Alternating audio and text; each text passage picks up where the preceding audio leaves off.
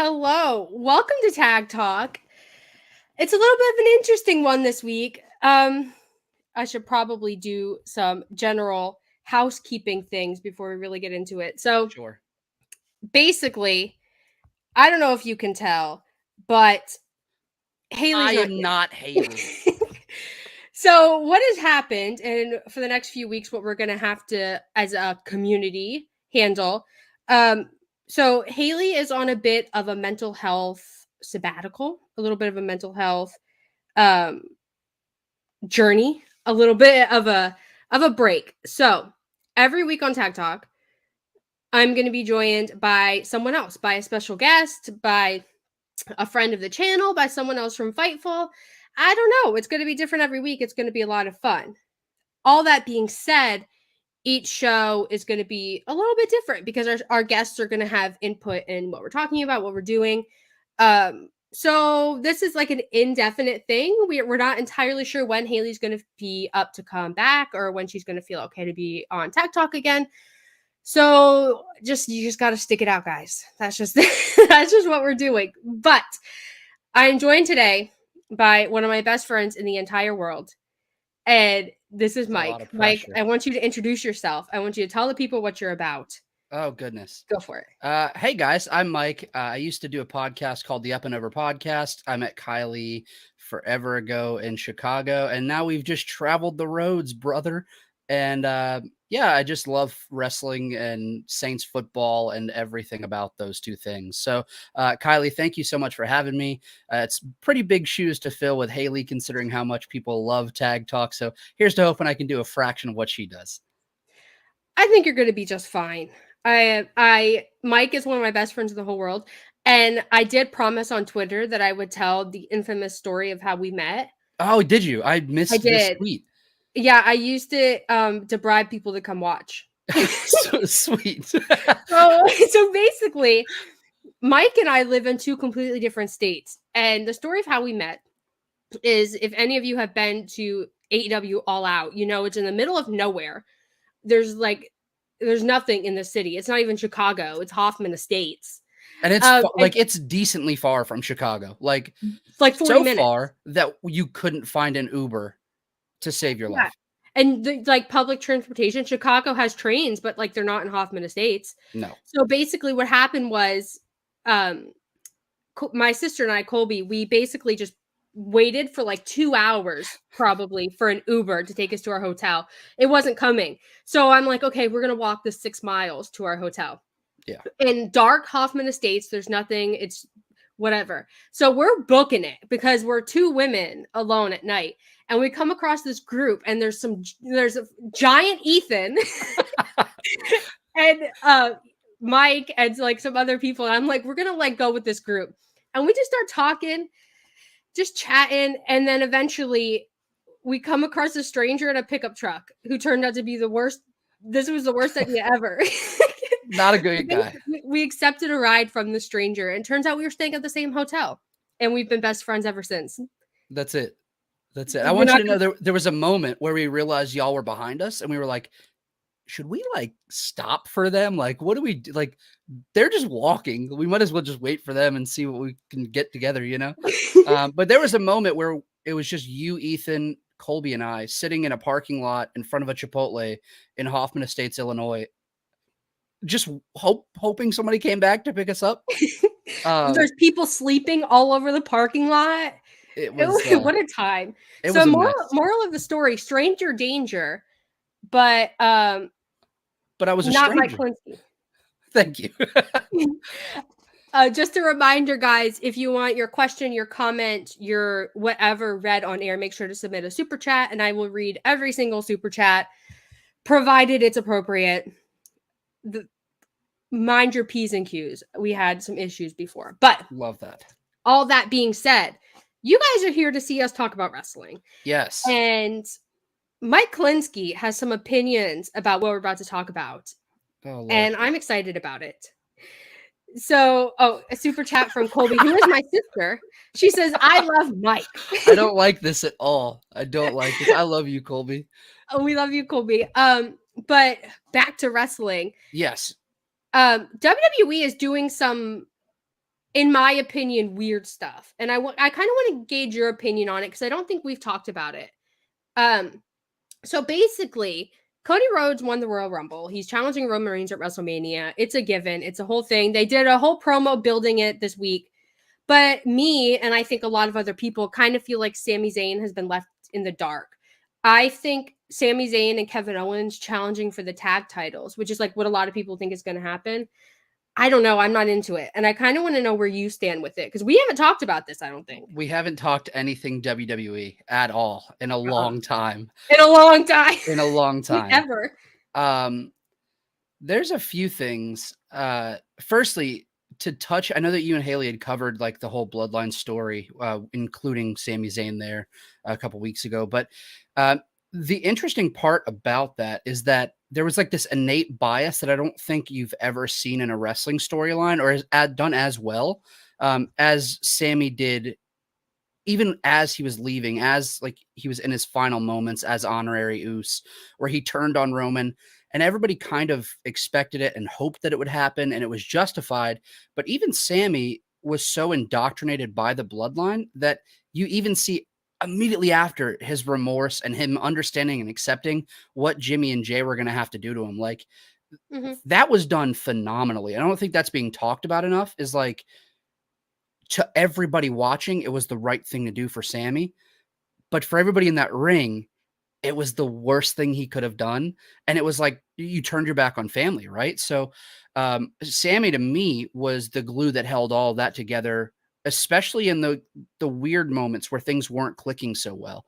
And so for Sami to just kind of be lost is weird to me. For him to not be seen as a quote unquote main event guy, I'll never understand that.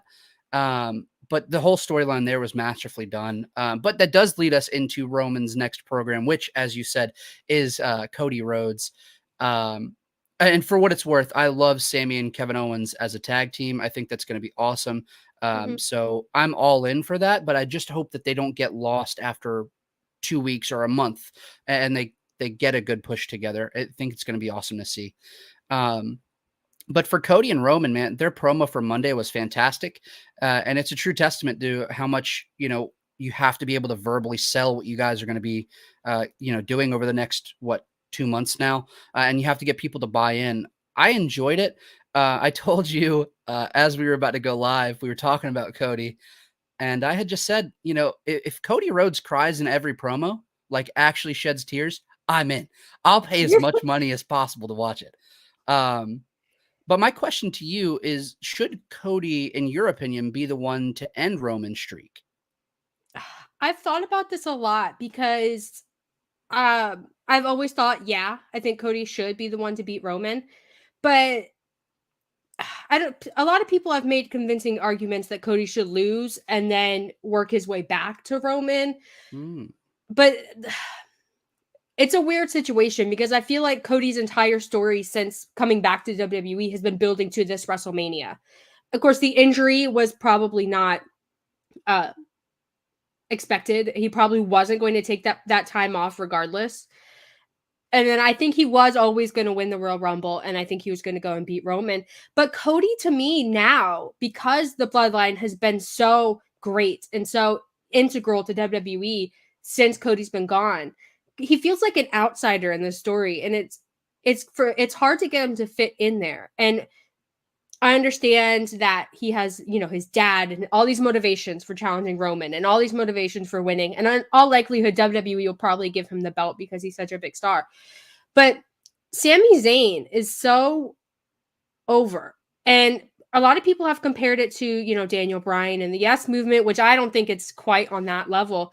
But I think Sami Zayn being in the mix with Roman Reigns and Cody Rhodes has proven that he can have that main event spot. And I think fans will like it. Fans, of course, they love Cody and, they hate Roman. Oh, they love Cody. They do love Cody. And, Cody. For a bunch of reasons. I think Cody, his feud with Seth Rollins was really great. I think fans have missed him since the injury. Because WWE doesn't have a lot of like main event star power outside of Roman Reigns and Cody Rhodes. But I don't know. I just seeing Cody as the one to beat Roman, there's something off there for me. And I do think Roman, it's probably his time to lose the belt. I think he probably should have lost the belt long before now. He's been champion for what feels like a millennia, maybe 2 millennia. He doesn't do a whole lot except walk around with Paul Heyman in the bloodline. And I know Cody would be a better champion, but it's like getting my brain to accept that the end of this wonderful bloodline story will be Cody Rhodes as champion and not Sami Zayn is a little bit difficult for me. Yeah. And like you said, the comparison from Sami to Daniel Bryan and the Yes Movement, it's a stretch, but without looking into it and just off the top of my brain, like, I don't know if there's been anybody that's gotten over as organically since other than Sami Zayn, right? So yeah, I can understand the comparison because there's not much else to compare to. A few things I would entirely disagree that Roman should have lost way sooner. You had mentioned no star power. I just don't see anybody on that roster being that guy. So I think Cody coming in and doing that, fantastic. Here's what I was going to tell you before we went live. Oh. Cody Rhodes has a career after wrestling, and there's not a doubt in my mind. You put him in those ASPCA like animal commercials, and you have Cody Rhodes crying, you're making money. You're making money. I mean, you imagine Cody Rhodes crying about animals and like, just send us 65 cents a day. Like, I'm sending my entire life to that man. I'm in. Cody Rhodes, ASPCA guy, I'm in. I always thought when Cody finishes wrestling, he'll be a politician. Oh, I don't know. And I guess it's kind of the same thing. Just being like all these, he's like, think about all these like poor, like, where does he live? Georgia? Yeah. All these like poor people in Georgia who were victimized by the government and everything. I think then the baby face against the government. That's good. Crying. It's good. I'm telling you, Cody Rhodes crying draws money. I don't care. He's emotional. I love it. We love emotional kings. We do. So, do you think Cody is going to beat Roman? Do I think? Yeah. He's going to beat him? Yes. Do I think he should beat him? Yeah. Why not? That's okay. And then I ask you this, and maybe we're getting ahead of ourselves here. If Cody beats Roman, 2 things. Do Sami Zayn and Roman Reigns ever come back to that feud? And 2, what do you do with Cody then? Who, like, Seth Rollins? I guess. Do I care about that? No, but it's that's just not for me. No, I think the thing with Sami is it's unfortunate, but like you had mentioned, I think he's the one that gets left out to pasture here, and he's just kind of lost, which is why it's good that he has the fallback with Kevin Owens, and they can put them as a tag team at any point, and it's going to do well. You know, heel face, like good guy, bad guy, they're going to do fine. But I think he's going to be the one that's shows the least amount of star power moving forward, if that makes any sense in terms of a draw. Yeah, I think it makes sense. Part of me kind of thinks maybe in the summer they'll circle back to Sami and put some force behind him. I'm not entirely sold on Sami Zayn and Kevin Owens against We've gotten some good comments. I'm reading the comments out of the corner of my eye. I'm not entirely sold on Sami Zayn and Kevin Owens against the Usos for the belts. The Usos, they put so much work into like breaking up the Usos and putting tension there. Then it's like Sami Zayn and Kevin Owens have been fighting for years, and it feels a little too easy to me. Granted, I do think Cody should face Roman at WrestleMania. And also, before people bring it up, there's absolutely no reason why Roman Reigns should wrestle 2 nights at WrestleMania. Yeah. I think that if The Rock was there, maybe, but The Rock is not going to be there. So why would Roman wrestle twice to drop both belts? It makes no sense. Just give Cody his moment. Give him everything and let him have his moment. My counterpoint to Kevin Owens, Sami Zayn versus the Usos being too easy, it's gonna rock. It's gonna be awesome. I have no complaints about it at all. And people who in the chat who have watched Tag Talk know how I feel about the Usos as tag champs, as double tag champs. It's I have a lot of issues with it, but WWE's tag division is light to be nice. It's kind of bad, and you know what? You sold me. Some new blood with Kevin Owens and Sami Zayn would be good for the division. I don't know what you do with the Usos. You could do like one Uso and Solo Sikoa, I guess. I don't know. Oh yeah, that's exciting. I'm sorry. I'm sorry. Mike, okay, for people who don't know Mike is not a WWE hater. No, it's just product that isn't for me. Exactly. But overall, I think the Bloodline has been really great. It's been And the only good thing that they've done in the past decade. Yeah, and I think the Bloodline has done a lot for WWE in terms of viewership and in terms of just fan attention. And I think Sami has been a great part of that. And I'm going to be honest, guys, because this is a new era of Tag Talk. We're in our special guest series. I'm going to be honest. I've refrained from saying this for so long, but Haley's not here. Mike is. And I know Mike will let me rant about this. Go for it. I think WWE not giving Sami Zayn his due as like the guy in the Bloodline or as the one of like the driving forces behind the success of the story is a travesty. And I've said I don't think the Bloodline story is about Roman. I think the Bloodline story is about Sami and Jay. And the fact that they're both just like second to Cody Rhodes is driving me nuts. I'm going to be honest. I love Cody though. Cody embraces America. He embodies it. Come on now. Mike, I cannot believe you just said that. It's fine. We got a Cody Luther King message in the chat. Like, that's the best thing I'm going to read today. Here, I'll put it up so people Good, see it. please. I'm still holding out hope that Cody will win the title and be the Homelander gimmick. When he was in AEW, I wanted that Homelander turn so bad, and it never happened. And maybe he doesn't want it to happen, but can you imagine Cody beats Roman as a babyface, and then he's just like, haha, actually, I'm a heel? It'd be yes. You might get that song at the end of this whole thing, buddy. So for people who aren't looking at the chat, Kirby in our chat said adrenaline in my soul. Something Cody Rhodes, you know what I mean?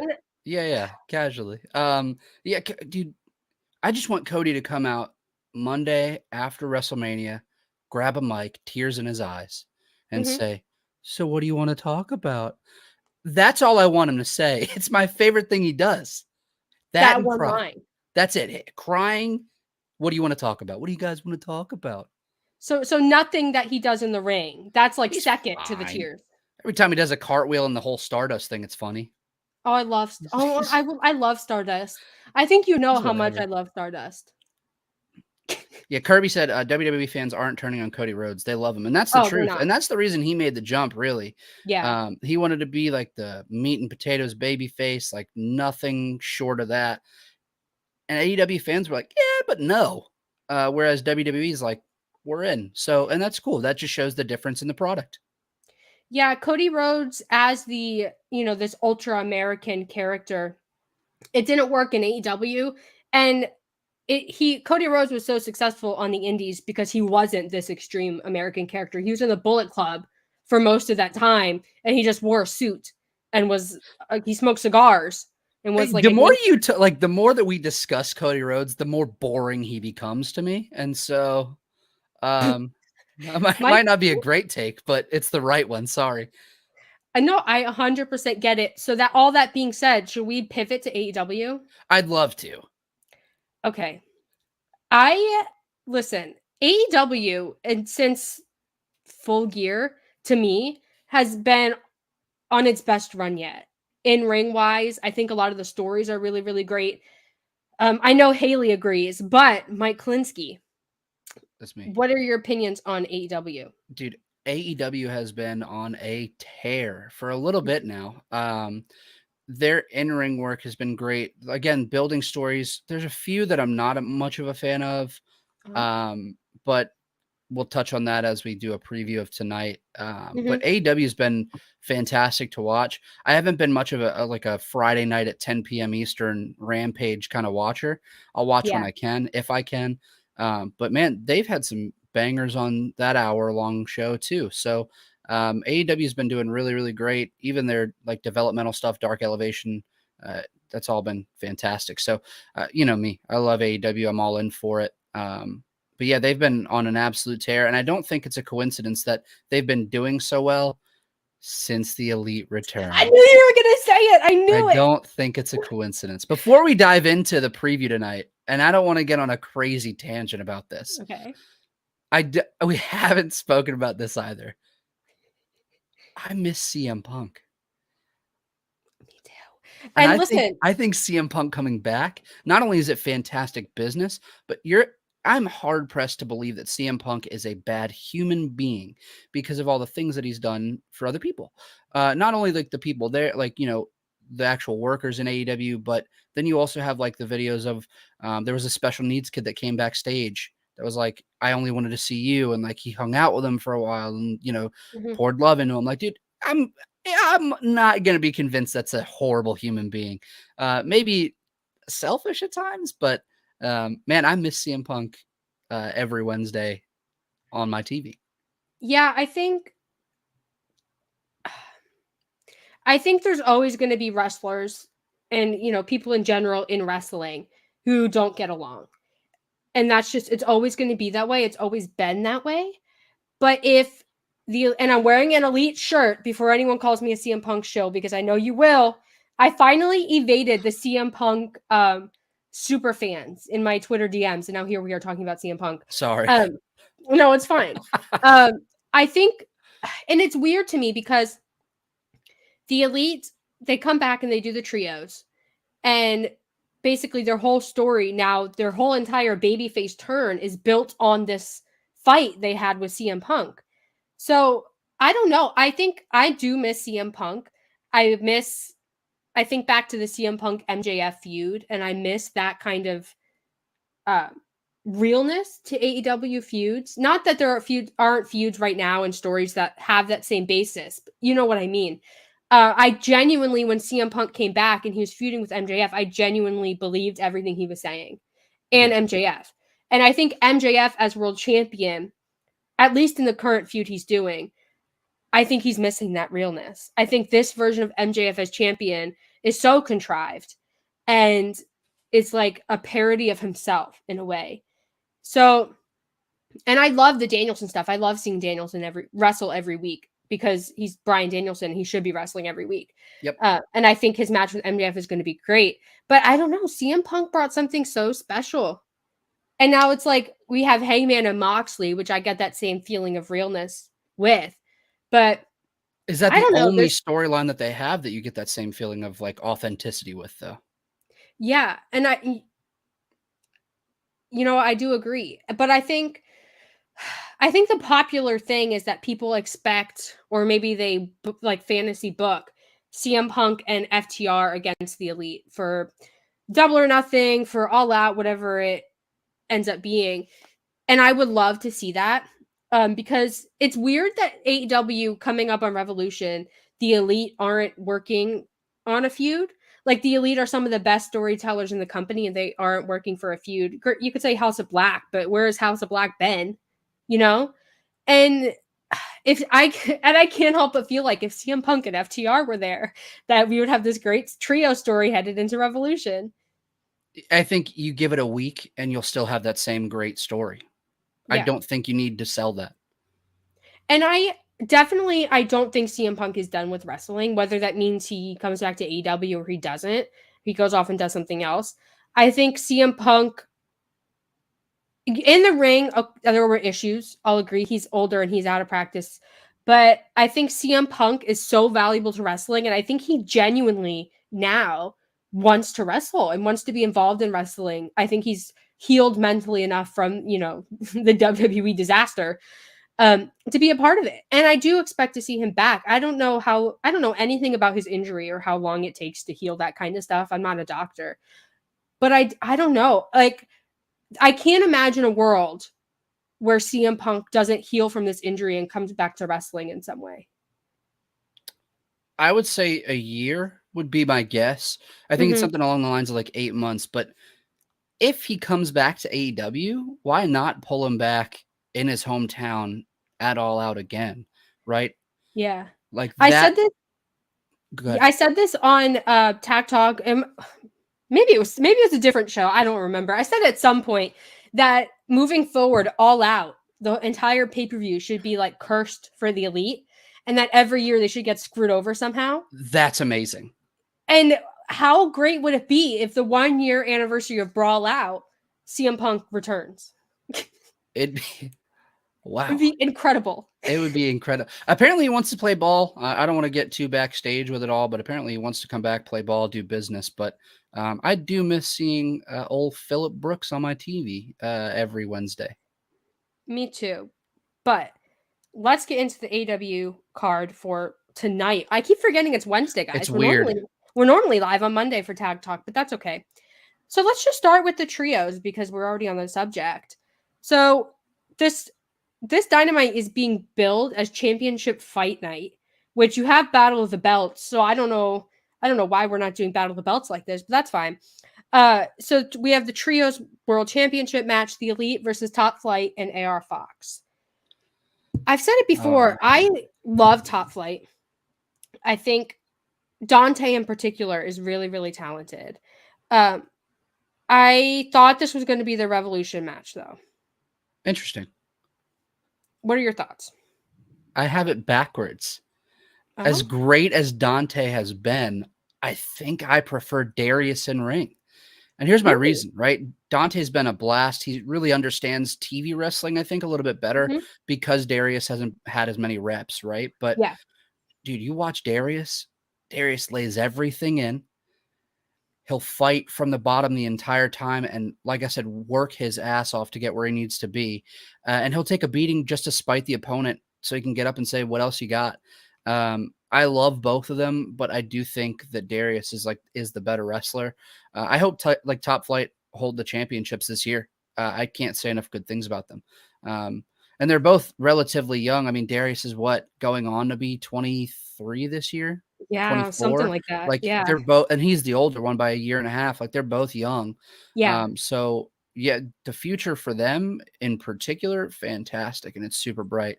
But obviously the Elite in the main event on a Wednesday, the world is healing. Nothing else to say about it. I cannot be more excited about that. And AR Fox getting his shot, right? That's a guy that came from PWG, came from Reseda, disappeared forever, just had a wrestling school down in Atlanta, and then here he is on TV, got signed to AEW, and now he's in a massive main event match with 3 of the best workers in the world, and then 2 of the up and coming guys, possibly the most brightest future for 2 wrestlers in the business. So I'm excited for this, man. 6 people that I couldn't say enough good things about are going to tear it down, and I hope they give them 30 minutes. I 100% agree. I think AR Fox has been incredible in AEW. I think he's one of those guys who people talk about Takeshita a lot in the same light, just got over by being good in the ring, just being fun to watch. I think AR Fox is in that same boat. I love the pairing with Top Flight because back in the day when Leo Rush was in AEW, I had expected Top Flight and Leo Rush to be a trio, but Leo Rush is doing other things now, and AR Fox is in that spot. AR Fox has wrestled, members of the Elite before on the indies, so there's familiarity there that I'm really excited to see if they come up with anything creative in the match. With the Elite back, the trios division, I think, has been a lot more entertaining because poor Death Triangle was just there to hold the spot, apparently. They were doing everything they could. And where did they go? They lose, and then I expected next week that Pac would be there, to be mad that they lost, but no, they're just gone. I don't know. He took his ball and went home. Yeah, he's in wherever he lives in England, that one city with the weird name. Newcastle upon Tyne. Newcastle upon Tyne. Okay, Shakespeare. Sounds good. I like it. Okay, go move to England then. I will. Okay, bye. It's fine. But I am excited for this. I love seeing the Elite on TV. I'm glad Kenny Omega didn't get deported. I'm glad he got his visa situation sorted out. That he's allowed to stay in the United States, That's presumably. such a blunt way to say, I'm glad Kenny's still here. I'm glad he didn't get deported. Like, I feel Can like you there might have been a imagine he more. deported Kenny Omega? No. He only can wrestle now, like in his backyard in Canada, and they just like film it on an iPhone for AEW or something. That's what happened to Mike Bailey for years. Love We that need guy. we need like a wrestler, like a wrestler rule where wrestlers can come to the US and not get Who deported. cares, guy? Let him in. Cody Rhodes runs for president, and that's like his platform. That's it. Yep. Free travel for professional wrestlers and sports Build the entertainers. He's got industry. to split it down the middle, you know? Oh my god, we need to move on. I'm sorry. The No, next match that I have is the Acclaimed versus the Guns for the AEW Tag Team Championships. How do you feel about that one? I've been pretty vocal on multiple platforms that I am not a fan of the Guns.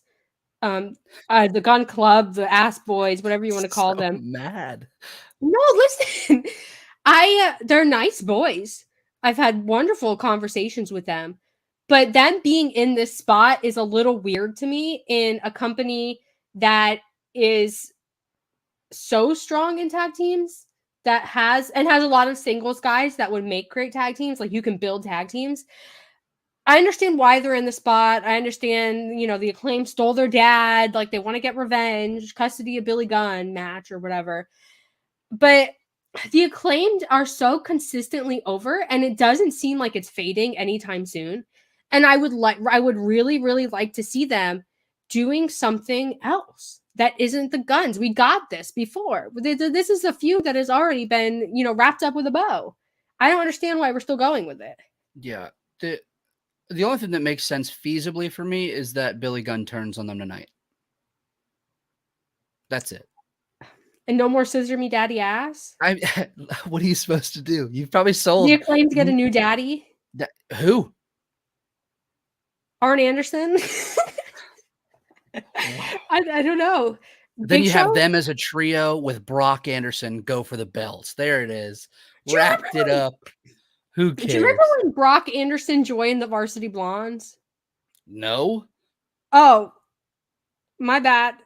Well, he did on like a dark or something. And then hate Griff that. Garrison got hurt, and now it's just like, Oh, well. Wasn't Brock in a tag team with? It was with Lee Johnson, wasn't it? Yeah. Yeah, the Nightmare School or whatever. Is it just me, or is the Guns theme really irritating? I think it's one of the worst themes in wrestling right now. It's pretty bad. It's not good. I think a lot of things about the Guns are pretty irritating, to be honest.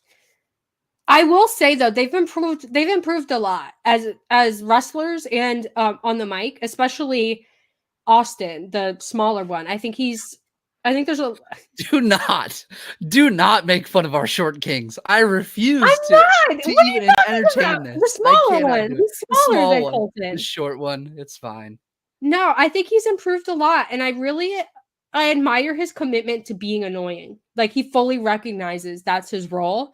Yeah. The funeral FTR segment, I don't know why nothing ever came of that. I mean, FTR is taking time off, but I would like to see them walking around, talking about how bad FTR is, FTR scared of them, whatever, because I do think if FTR comes back to AEW, they'll circle back to that. But I don't know. The Acclaimed, there's no shortage of tag teams they could be wrestling, like Butcher and the Blade. That would be funny. Butcher and the Blade is like these, hardcore rock and roll dudes with all these tattoos, and they walk around with like aprons on and stuff against the Acclaimed who scissor each other and wear bright pink. That's great. That is like the way that you describe things. I don't know if anybody's topping that. Hardcore rock and roll dudes with tattoos. What do you mean? I just enjoy it. Like that. That's their gimmick. It's good. They had a promo a while ago where they were like smoking weed or something. I don't remember. Really? Maybe someone in the chat remembers. I feel like you're living in a weird fever dream with some of this stuff. I feel like I see clips of things and I don't watch the whole thing, and then your brain just goes, "That's what that is." Yeah, I think that's what happens. But you know what? That's what makes me good at my job. So That's fair. I like it. I'm still a big proponent of House of Black. I think Brody mhm. King and like Malachi should just get a push as Kings of the Black Throne. I love it. Yeah, Let Buddy do his thing. If you wanted to push the entire, thing, I don't even want to call them a trio because I don't want them as trios champions. But a uh, faction. yeah, just like Mhm. put the tag team titles on Kings of the Black Throne and give Buddy that All Atlantic Championship and let him run wild with it. Like I Yeah. would love that. Um, there's some tag teams that should be in the limelight other than the Guns, but it's whatever. I love that you didn't say anything nice about Colton Gunn. That's my biggest takeaway there is that there was, yeah, the short one was great. That's Colton it. Colton is a hard worker. I'll say that. I think every week he adds something a little bit new, but he's disadvantaged because Austin was there first, and then Austin had that wonderful thing during the pandemic where he would wear Sheeta's robe and like start Sheeta chants, and he was like Sheeta's fanboy. I He think a was lot of people, everybody's fanboy. He was a yeah, I think a blast through lot the of people pandemic. still think back to that when they think of Austin, and Colton didn't have that, but it's fine. Um, this match is going to be fine. There's hopefully something interesting with Billy Gunn. Uh, Maria in the chat says, "Do you think Best Friends should have one more chance at the AW tag titles? The Acclaimed versus Best Friends would be hilarious. If They you would do do it, some. put the belts on Best Friends. Best Friends need something. Give Chuck and Trent their due. They've been here for like 9 years. Like if like they were like I think back to like AEW originals, and most of them have won a title by now. MJF's world champion. And Best Friends are just they lose their trios thing. Orange Cassidy wins the All Atlantic belt, but like Whoa, that's whoa, whoa, nothing. whoa, whoa, whoa, whoa. This is negative all of a sudden, Kylie. What happened? No, We're doing I so well. Let's go back to talking about Cody Rhodes for 5 minutes. Maybe we'll get the no positivity back up. no, I love Best Friends, and I think I'm so passionate about it because I really do think that they're great wrestlers, and Yeah. I think Chris Statlander being gone kind of sucks because I think she was really growing to be an important part of that faction and that act. But I really like Trent is underrated as an athlete, I think. And Sexy Chucky T is Sexy Chucky T. Hello. Like, why wouldn't you want that man to have a title? He's sexy. And it's like, what are we doing? Trent freaks me out every time I watch him wrestle because he lands everything on his head. And I'm like, Yeah. what are you doing? Why? Why are we doing this? He's thick neck boy. He's got a big old neck. Like a Colton tree feels like trunk. a discount bin Grayson Waller. I don't want to say anything bad about Colton, but I feel like he feels like a discount anything. Colton's Discount fine. version of his brother. Yeah. Yeah. He just He needs to the find only himself.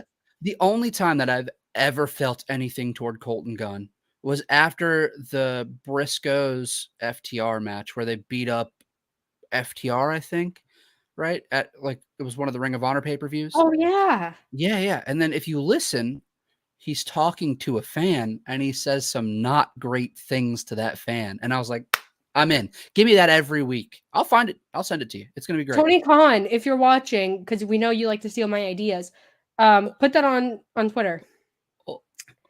If Tony Khan is a real psychopath, he brings in Road Dogg and has him come out with the guns. That's the only thing that makes sense in my brain other than Billy Mike, Gunn turning, and I Mike, hate him. Mike, I'm not a fan. I'm Mike, not a fan. I'm Mike. sorry. I'm gonna go. I'll see you guys later. It's been a real fun time. See you later. Don't speak it into But I just existence. feel like Tony's enough of a psychopath to do it, and I don't know. It makes me worry. Every time that there's anything that like has Billy Gunn and like his sons, I'm like, this is it. It's gonna be the Road Dogg, Jesse James coming out, and it's not gonna be great. I'm sorry. I just brought down the mood. Let's move on to the next match. Bart Gunn comes out. I can't read these comments. We have to move on because I cannot. The next one that I have is a fantastic banger. It's Bryan Danielson taking on El Toro Blanco Rouge. And I cannot wait for this. Yeah, I think Bryan Danielson wrestling every week has been a blessing because we're getting so many great matches just for funsies. People on Twitter are always going to be like, why does Bryan Danielson have to wrestle every week? Because that's the thing. It's fine. Just accept it. This match, when Roosh first came to AEW, and even before then, I was skeptical about him. I liked his matches, but like something wasn't clicking for me. But for whatever reason, Roosh not being with Andrade has made me like him a lot more. I Dude, think he's really come into his own in AEW in like a completely unique way as an individual that he didn't have the opportunity to do in, Ring of Honor, on the Indies, and then like in Andrade's faction. So I'm a lot more excited for this than I think people expect. he's done nothing but deliver since showing up in AEW. And Danielson, you let Danielson have 30 minutes of the 2-hour show every Wednesday, it's a much better show. Yeah. Danielson is just that guy. This is going to be a banger. I'm really excited about it. I've as tacky as it is, the whole MJF like going through like the motions and finding people to wrestle, and he's done it a bunch, but it's always entertaining. Mm-hmm. You know, I will say there were some in the Chris Jericho series that I was like, like what I was like, Juventud Guerrera, Nick Gage. You had a those were fun fun. time with it. They were fun. Yeah, and sometimes wrestling matches like they just have to be fun. Like I don't think every wrestling match needs to have like a novel to explain why it's being booked. I'm really excited for this. Um I'm really excited for Roosh in general because I think there's like a lot of upside there, but I everyone in AEW being in a faction now was kind of scaring me because Roosh, he has still Jose the assistant and 10, who is now just Preston Vance, I think. I don't think he's 10 anymore. And I don't know. That's not clicking for me. I love the magic of just Roosh as a singles guy, just on his own, being good, doing stuff. It's kind of the same vibe I got when I love the Blackpool Combat Club. Don't come for me. But Bryan Danielson in the Blackpool Combat Club, it was a little weird. Interesting. I think it's because Moxley was there. I don't think he gels with Moxley as like faction mates. But I don't know, like Jose the assistant's cool, but he's no like Alex Abrahantes, you know? I will refrain from any comments. Listen, I never get to share my controversial opinions when Haley's here because I don't know, I just don't. But like something about you being here, like Makes you feel chaotic. yeah, I'm just here for it. I have like all these bottled up opinions, and I'm That's like, fine. actually, Alex Abrahantes is the best manager in AEW. I think that he severely diminishes that act entirely. Death Triangle. So you and I are on totally like opposite sides there. Yeah. What do you think about Jose the assistant Love and him. 10 and Love him. Roosh? I not a big fan of 10 doing his thing, but I understand he needed to break off. And I love Roosh.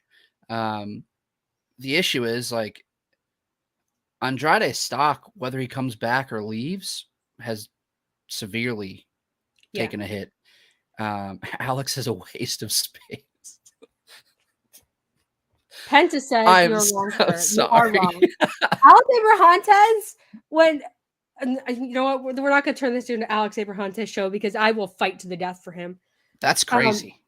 But you are right. Andrade stock, I feel like, has fallen because I don't think, with the exception of a couple matches with Cody and maybe like a couple others, I don't think fans have really been into Andrade as this business manager type character where he's like paying people to do stuff for him. And I do think his debut sucked, and I think that still is affecting it.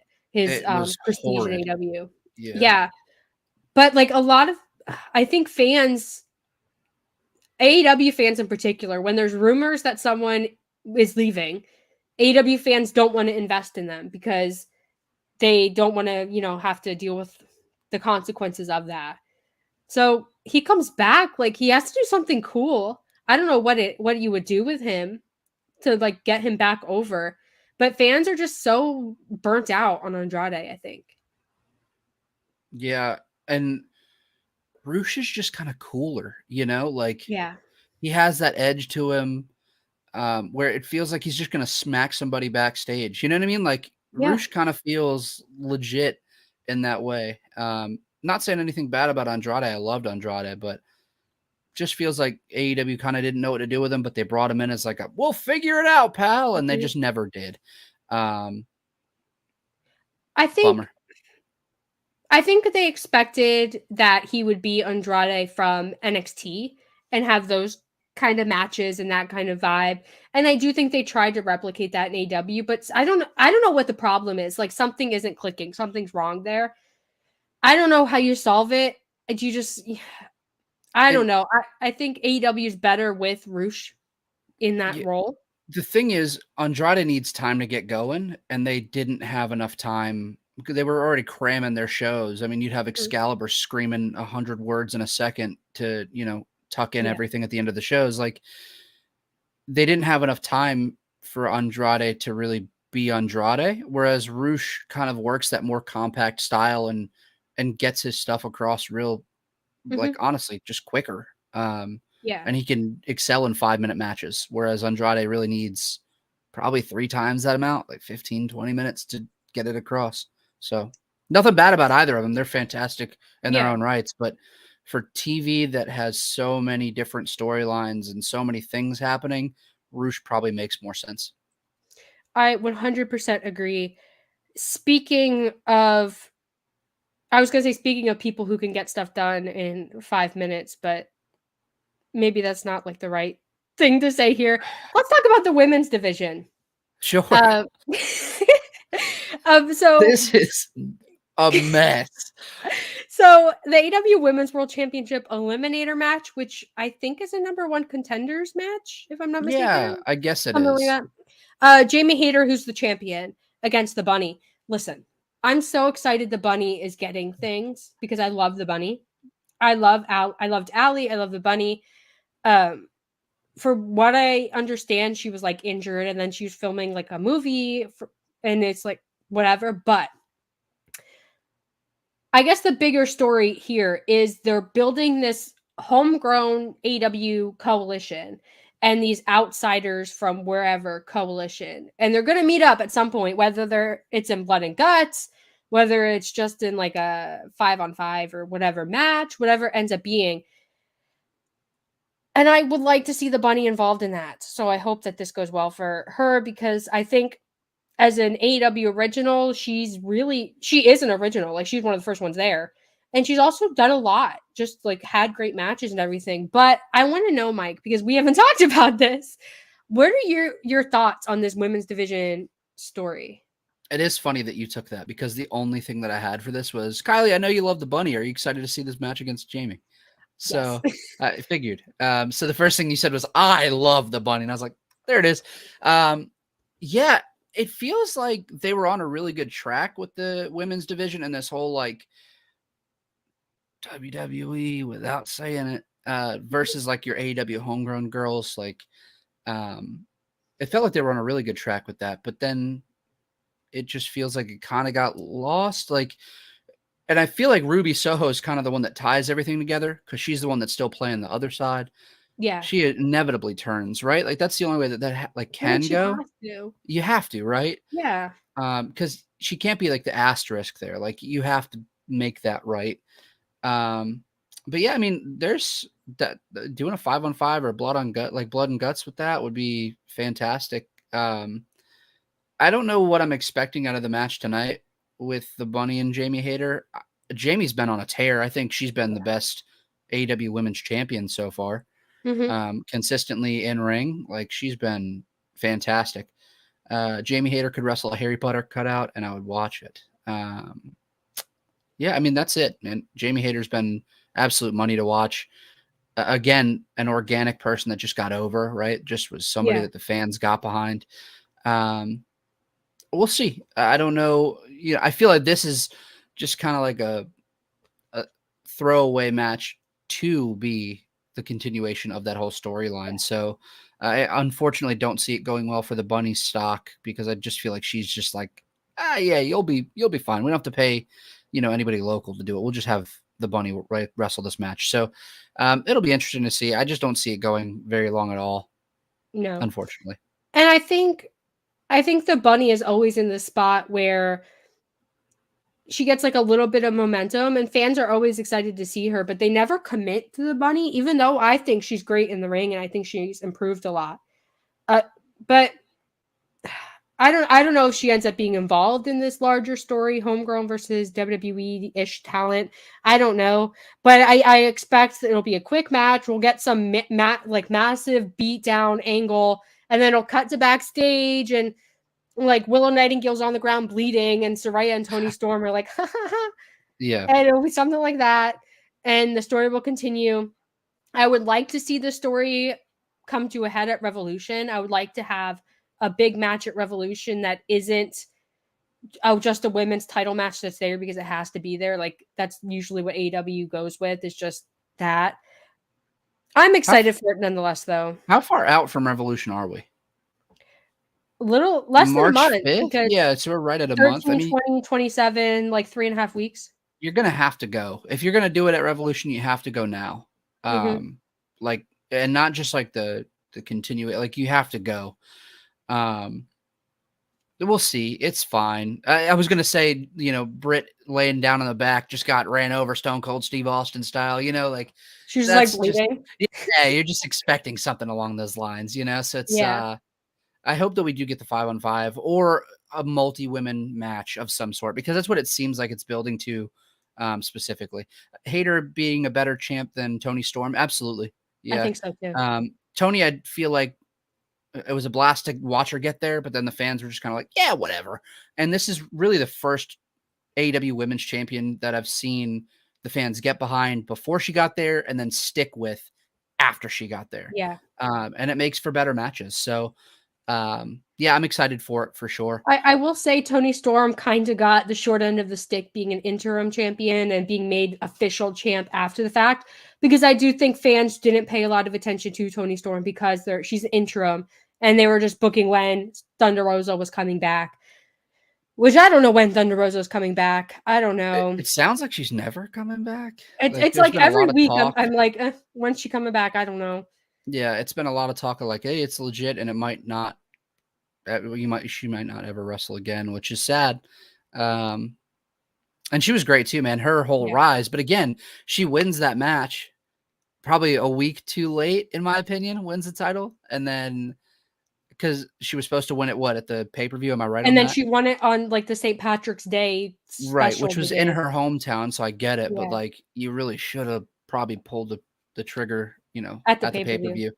Same thing with the Acclaimed, but the Acclaimed just stay hot, thank goodness, But being in that arena was crazy. It felt like everything changed from Keith Lee and Swerve. But anyway, it's fine. We'll see what happens. I just hope that we get not just a continuation, but we get like definitive, this is what we're doing moving forward, rather than just kind of like, hey, we're figuring it out week over week. And then, like, the day of the pay-per-view, they're like, surprise, it's a 10-woman tag team match. And it's like 2 o'clock, Tony Khan tweets it, Yeah. Like, he's like, oh, and it's also on the 0 hour. It's on the buy-in. Yeah, whatever they want to call it this time. Yeah. I don't even know. I'm always going to call it the buy-in. Sorry. That's what it is. I want to tackle the bad thing that we have left first before we get to the good thing. Okay.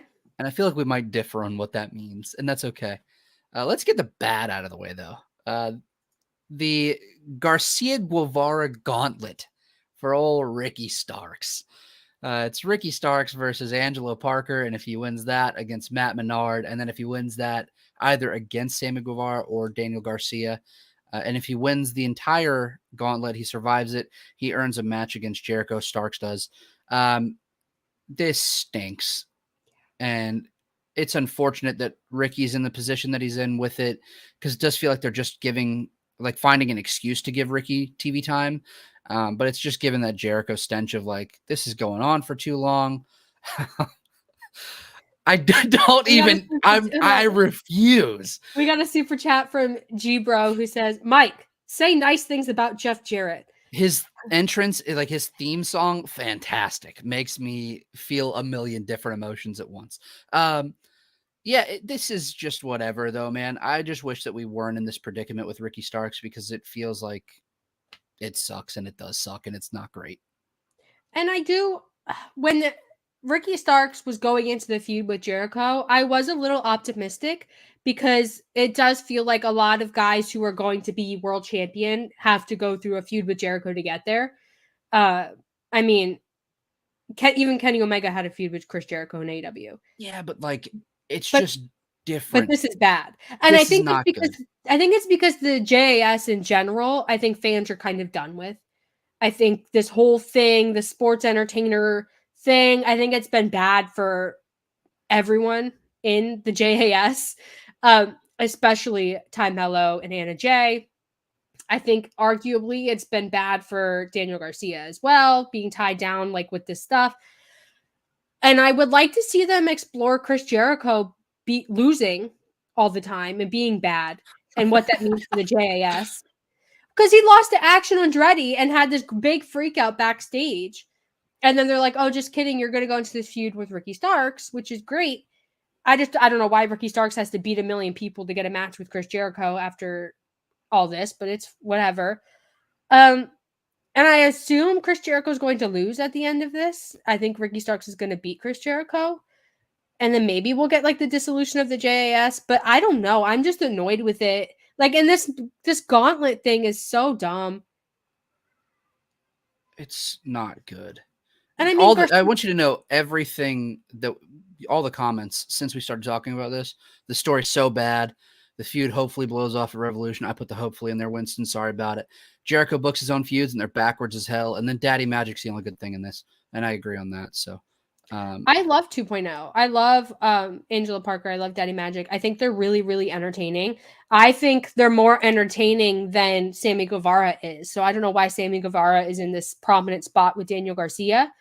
I think it's undeniable at some point Garcia and Guevara are going to feud because they're doing this weird thing where Guevara's like his mentor, like his buddy. It's like big brother, big sister.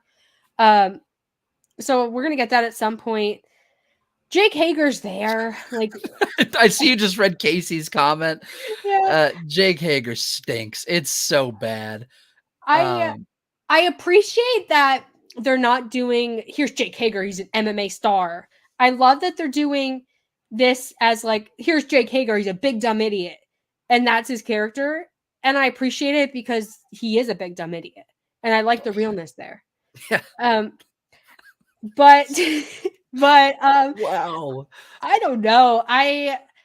Chris Jericho, Ricky Starks is going to be a okay match just because they can both pull out good matches. I do still think Ricky Starks is going to have a bigger feud with MJF at some point this year. Whether Ricky Starks wins the title from MJF or not, I don't know. But I do see him in that spot. But this is like the pits. Like, this is as bad as it gets for the JAS. Yeah. The only thing I would tune out, you know what? Here's a nice thing, right? You asked me about nice things to say about Jeff Jarrett. I would turn this off before I would turn off a Jeff Jarrett match, and that's saying something. So there's your nice comment about Jeff Jarrett. I'll watch a Jeff Jarrett match instead of watching this stinker. Long time Tag Talk viewers know I have beef with Jeff Jarrett, so no comment. Oh, well. We have beef. Yeah, I have no other comments about this gauntlet thing. I'm just like so disinterested in it. Yeah, that like they should have pulled the trigger on Garcia leaving the JAS, and it would have probably freshened up the JAS. Yeah. But whatever. It's whatever. I'll take a nap. Okay, so this match I'm really excited for, and I have a feeling you're excited too. You are. I'm shocked. I'm shocked. I'm very excited. So, another eliminator match, which okay, we're doing a bunch of these, I guess. AEW World Championship Wednesday or whatever they're calling it. Championship Fight Night. Sorry. Not Battle of the Belts. No. That's for random bad matches after Rampage. God. This is Championship Fight Night. This means something. MJF versus Takeshita, which I am so excited for because, well, one, I love Takeshita. I would see Takeshita wrestle anyone and I would be excited for it. But Takeshita wrestling MJF, I'm so excited to see MJF's character in this environment with someone who is like so good in the ring. I was waiting for you to say something totally different. Oh, So much better, but it's fine. Not a big deal. I oh like wait, MJF. I I love have a question MJF. for you. Please. I have a question for you. I've been kind of critical of MJF's title run. I feel like Oh, it's been it's been kind of blah.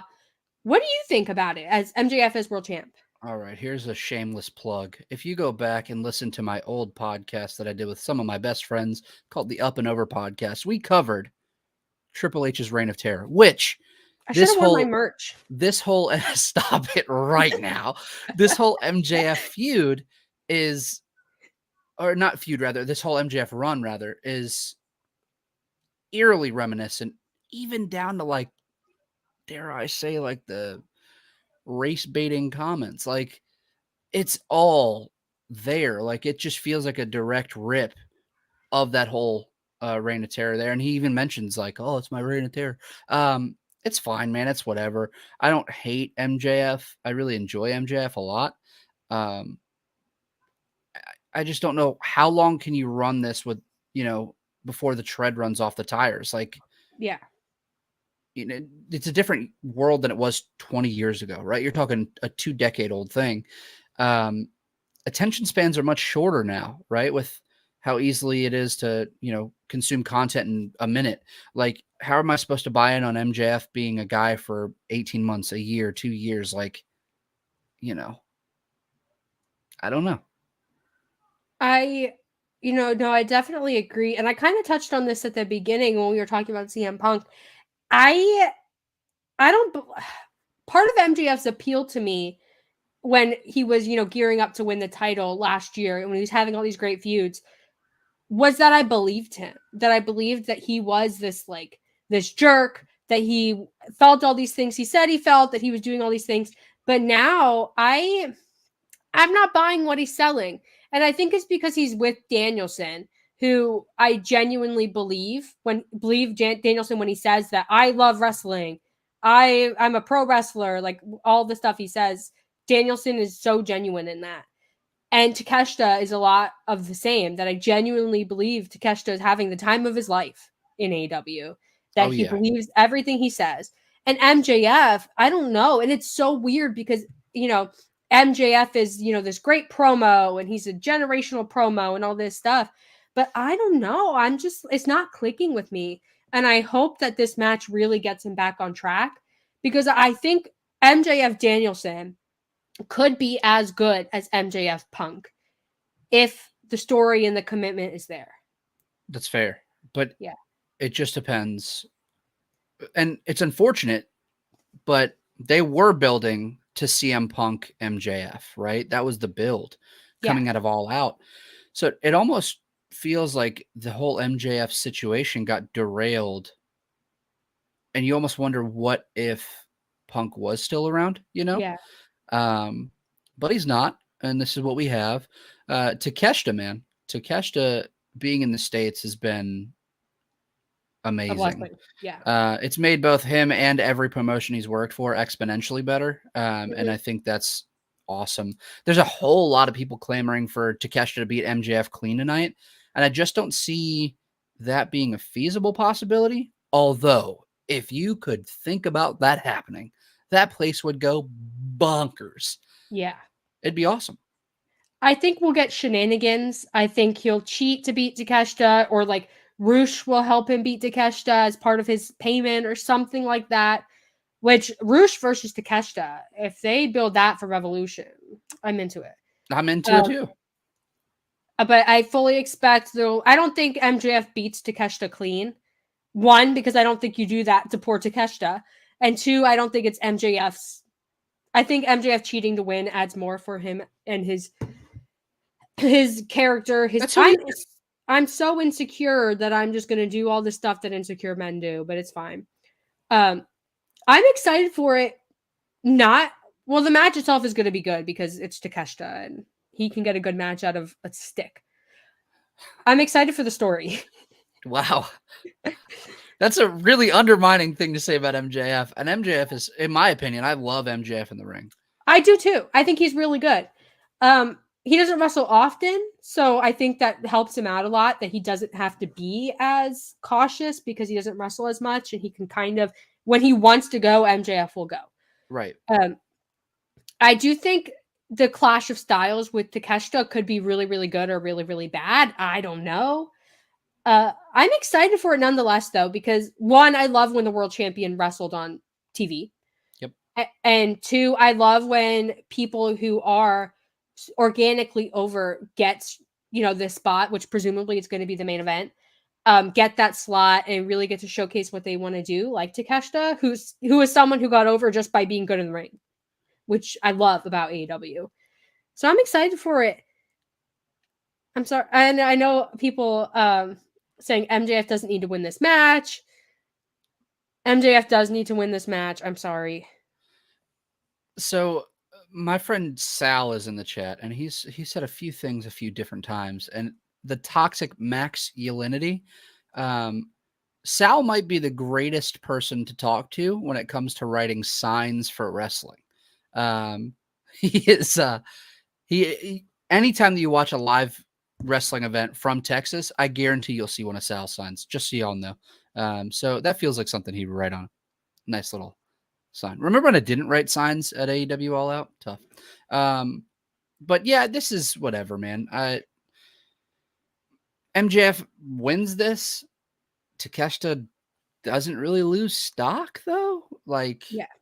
I don't know what you do with Takeshita in AEW, though.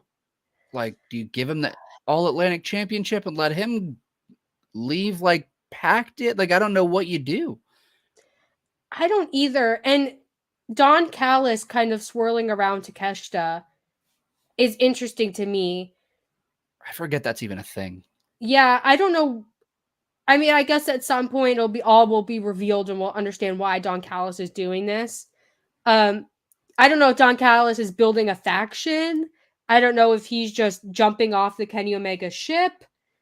I don't know what the story there is, but I imagine either Takeshita is going to be part of a tag team that Don Callis is building, or Don Callis is going to push him into the a title scene, whether it's All Atlantic or TNT or Ring of Honor World Championship or whatever it ends up being.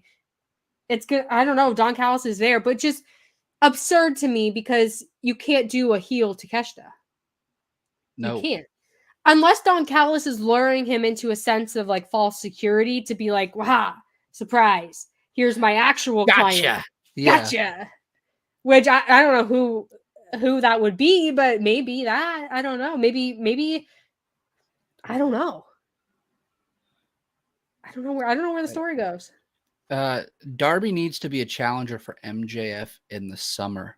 Darby right now, after a month and a week being into 2023, wrestler of the year, not even a question. He has put on some bangers, and I would love to see a full program with him and Max. Yeah. I forget what pay-per-view they wrestled at. Revolution one year, 21. Yeah. And they were like your opener. Dude, that match was awesome. It was, and Darby not being TNT champ anymore does make me think he's going to move up to that spot. But if they do feud, I would absolutely love to see Darby on the mic more, because Darby, he gets promo time, but it's always like backstage film things, and Sting is always there. And I would like Darby to step away from Sting and hold his own instead of, and I love Sting, but I think Darby needs that refresh as a character. Yeah. So I'd be into it. Yeah. Darby does all of his own videography for his own promos, though, right? Like the black and white stuff. He does all that film by himself, I'm pretty sure. He's a creative guy. I would love to see him, have a full push and see where that ends up, because he's a psychopath, and I'm into that, I think.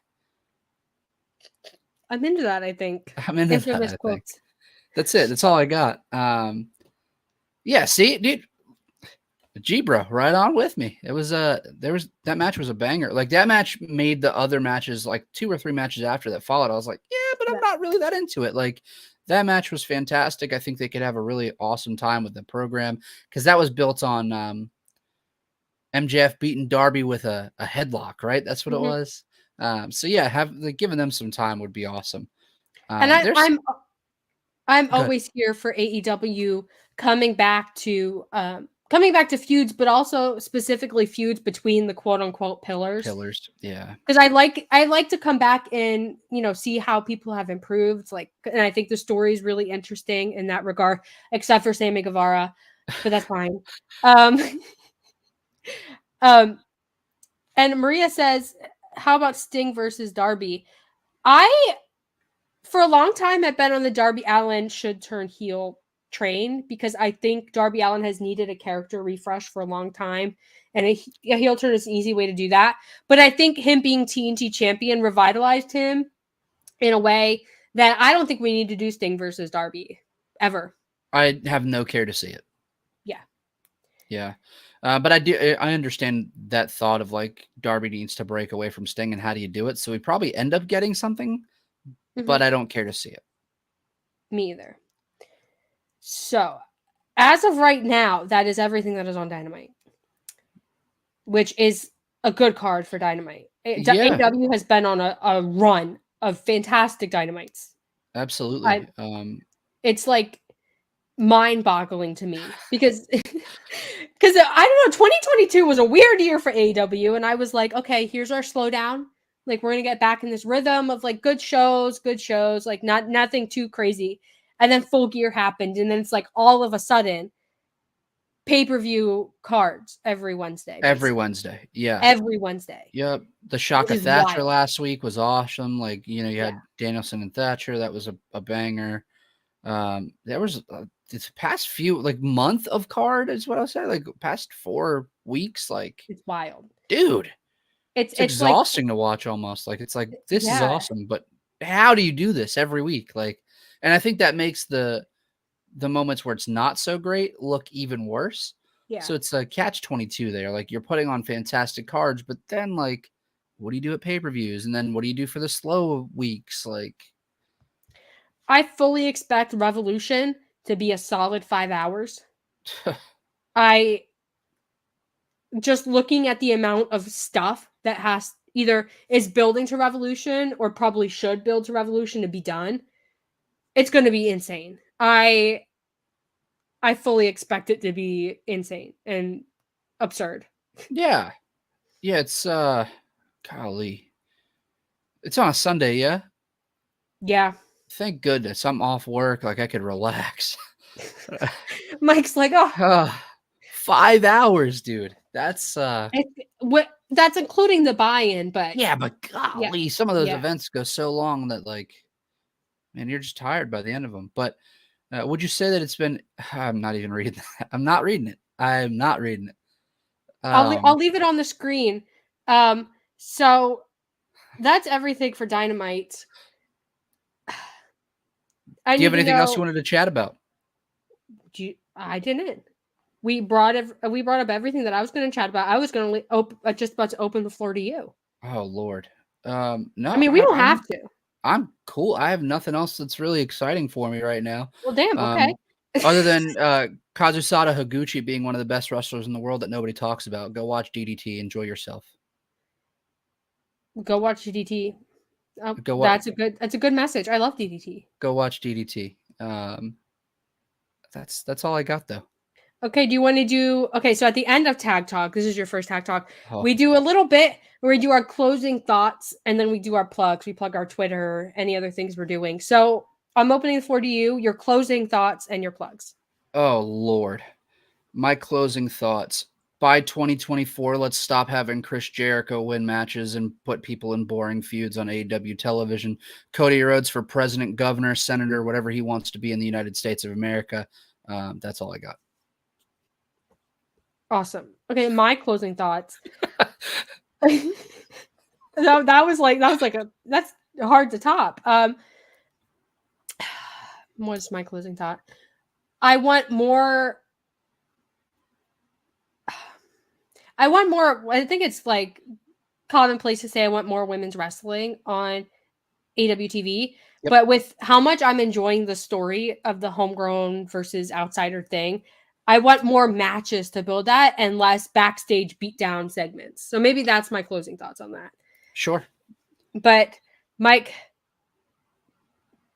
what was I going to say? Oh, where can the people find you on Twitter? Oh goodness. On Twitter, on Instagram, at Mike X Klinsky. It's like right here, I think, for you guys. Yeah. Before we go, I would be doing a disservice to our friend Haley without saying lots of love and support to her.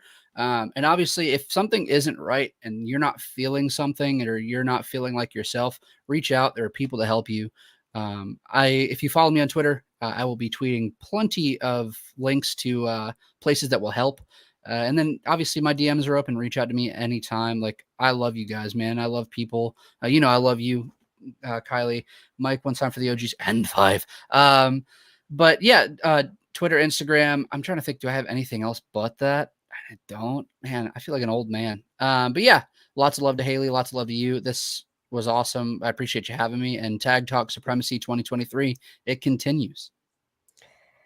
I agree. I second everything Mike said. And now here's the segment where I do the long plug that no one listens to ever, but that's okay.